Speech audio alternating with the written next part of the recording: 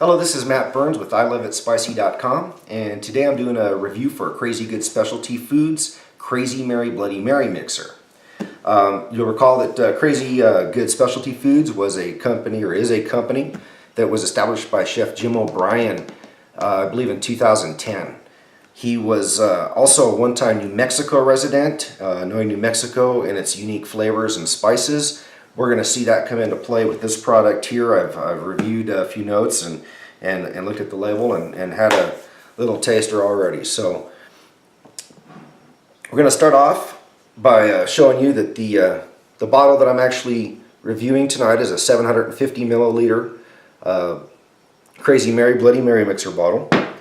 On his site, Chef Jim O'Brien also has a few other sizes. He's got a 5-ounce single serve. He carries the 16-ounce bottles, and he also carries the 1-gallon bottles. So being a mixer, that's great to know that the mixers sometimes, especially the non-alcoholic mixers that you're blending, you can go through it pretty quick. So it's nice to know he's got that 1 gallon. It's 4 1-gallon jugs to a case, I believe, that he was showing up on there. So that said, we can move on and take a look at what he has to say about Crazy Mary.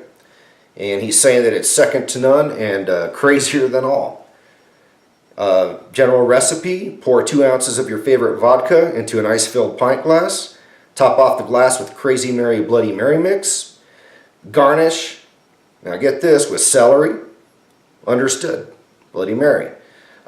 We've got, gets a little more interesting here, asparagus, olives, bacon, fried egg, chicken wings, cheeseburgers, egg rolls, mini tacos, and pepperoni pizza.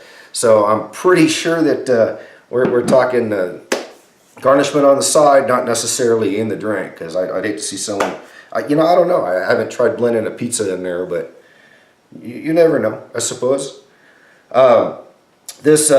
He does say that this is a cure. It remedies hangovers, boring Sunday brunches, holidays with the family, and frisbee golf.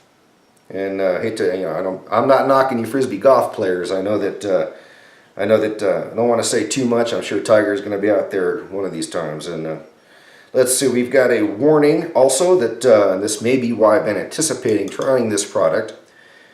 This product will make you temporarily popular, funny, and good looking. And I know not so funny, but I'm hoping to work on that good looking part, right? So that's what Jim says about his sauce here.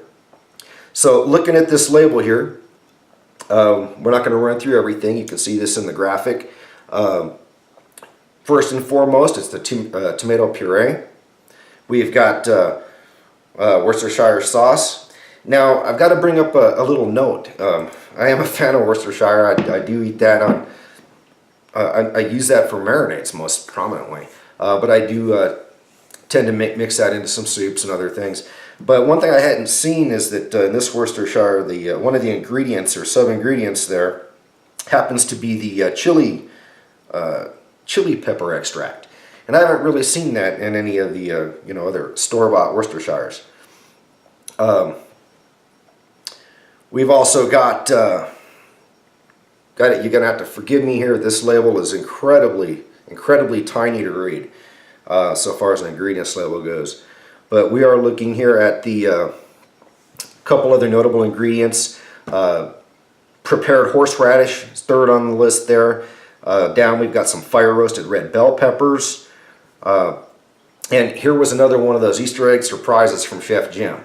So he's actually got some green chili dust in here. And if you're not familiar with green chili dust, it's because you haven't tried another product of Chef Jim's, which is the green chili dust. It's a tremendously great, I've done a review on this one in the past, green chili dry powder that goes on anything. And I know at the Fiery Food Show, they were sampling this out on popcorn, so you can taste that flavor. But I've put it on vegetables, on steaks, on just about anything. You can put this stuff on, and it enhances, adds flavor, it enhances it, spices it up, makes it a little bolder.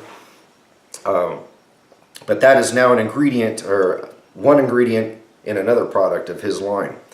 A couple other things that we did see here were we've got the fresh lemon juice, fresh garlic, which you can actually see here in this bottle, if I'm not showing you the label right.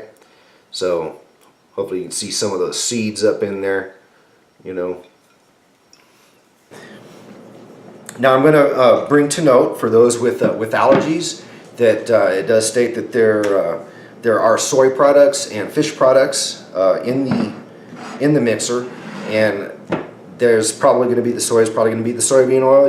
Your fish products are probably going to be the anchovy in Worcestershire. But you know, again, if you've got any questions, concerns, do take a look at that before imbibing. So now that we kind of know what is in it and what Chef Jim has to say about this, let's go ahead and give you an idea on that texture, which you may not be able to tell so much here. But one thing you can definitely see is, you know, tell me you can't see all that garlic and horseradish, you know, and those processed goods in there. And I like this in a product because this right here shows that it's not overly refined. It shows that you can take a blend of products, put them together, and you can taste each one individually and yet still have it blend together and make one unique end product. Notice this with most of Chef Jim O'Brien's spices, his mixes, and this one's no different. We're going to go ahead here and we're going to break this open and get a refresher here, and I'm going to let you know the aroma. What am I getting out of a first take on this? And I'm going to go ahead and move here, and it's a bold, exciting you know, aroma. It's really got more of a you can smell the tomato up front, you smell the horseradish up front, you smell the Worcestershire sauce up front, a little bit of acidity, citrus flavor there. I think that might be a little of the lemon juice. There are a couple of vinegars. I believe there's an apple cider vinegar, the distilled vinegar. So the acidity's there. You've got your base, you know, the tomato is obviously acidic. So those are my first impressions. It, to me, smells vibrant, but it doesn't smell overly spicy. It's not going to give you that sweat like I don't think that was its intention. But you know, here at this site, you're gonna be looking for it in some degree. Again, not saying it's good or bad. At that point, you're just saying, hey, you know, does it make me sweat to smell it? And it tells me whether or not I'm going to grab a spoon, or whether we're going to go ahead here and we're going to move on to watching how this pours. So you can see how it's kind of gripping the edge there. It's not too liquidy. It's not too watery. It's not. Probably ought to get a little bit more there. Ain't gonna hurt nothing. So we're gonna look at that. Doing the Crazy Mary mixer. I'm doing the crazy glass here. So let's go ahead and give this a taste.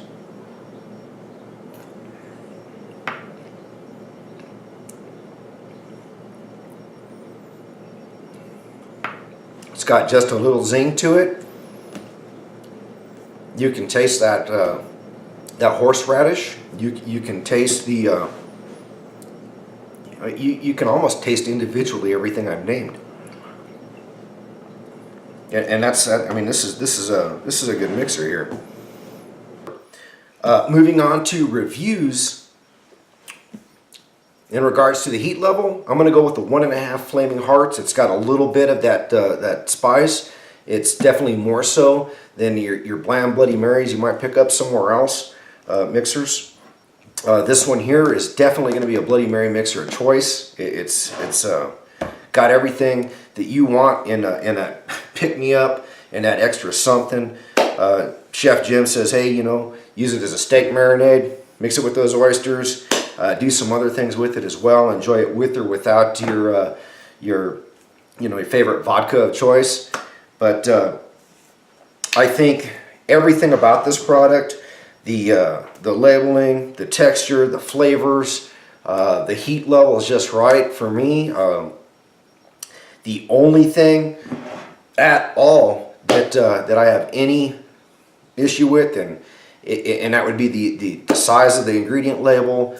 To me, I like to be, if I could have read that, in advance and said, hey, what's in it? If I see Crazy Mary, I want to know, well, what's crazy? I want to be able to see that. Otherwise, the packaging, flavor, seasoning, spice, everything else is spot on.